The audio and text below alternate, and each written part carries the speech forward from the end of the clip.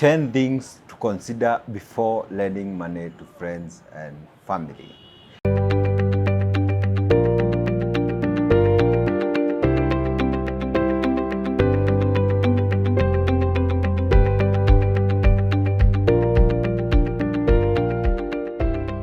Have you lent money to friends and family? Have you borrowed money from friends and family? Did they return it back? Do you have friends and family who seem to have forgotten that you lent money to them? Lending or borrowing money from relatives is convenient, is easy, is flexible, and it is cheap. There is no CLB for people who don't pay money that was lent to them by relatives. Interestingly, only 2 out of 10 of friends and relatives who you lend money to will return their money. That's according to general data. I would like you to ask yourself 4 questions before you lend money to friends and family. Which are these 4 questions? Is this money I can afford to lose? A very difficult question you need to ask yourself. Can they repay back? Are they in a position to do that? Most likely, most of them are not.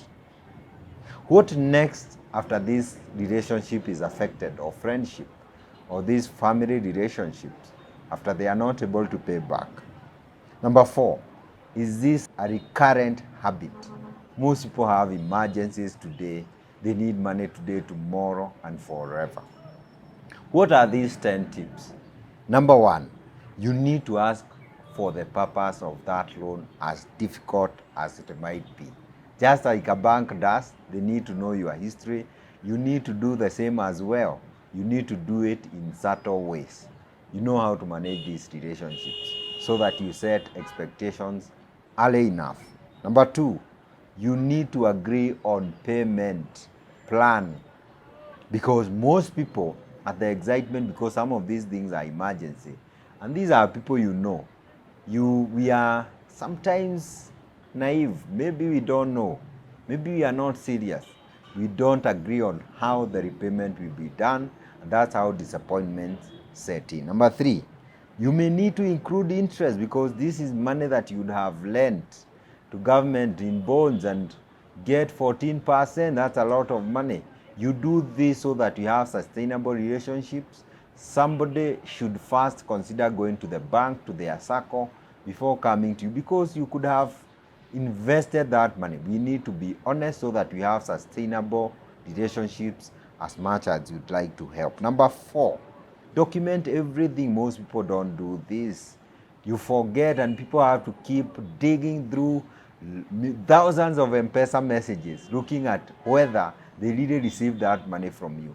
Document. We have notebooks in our phones. You can use your phone, you can use a notebook somewhere. Number 5, you need to talk about the potential impact of your loan on the relationship, because what happens, worst case scenario, if they are not able to pay, introduce that discussion early enough so that you don't have that nasty ending when they are not able to repay back. Number 6, you need to prepare for that worst case.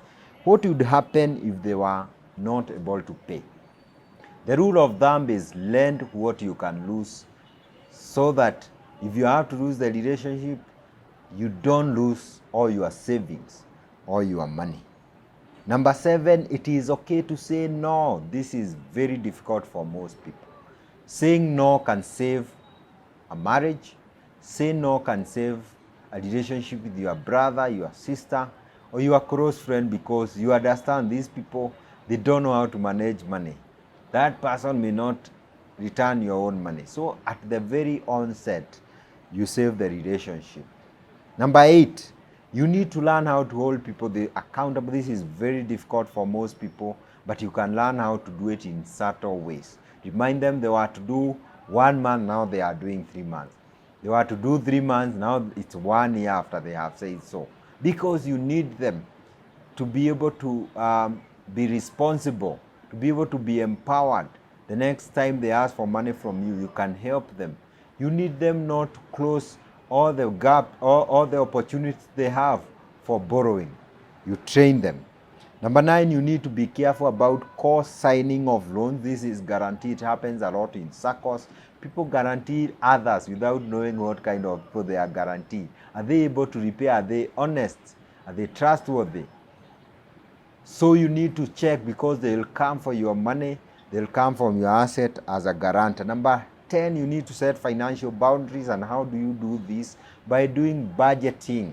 One of the things you can do is to budget so that your money goes to first your priorities as a person, as a family, so that your children will have school fees, you'll have money to pay for your hospital bills. This is very important. After 5 years, you don't want to see your money, you have rent to relatives and friends, and you don't have school fees for your own family. Priorities.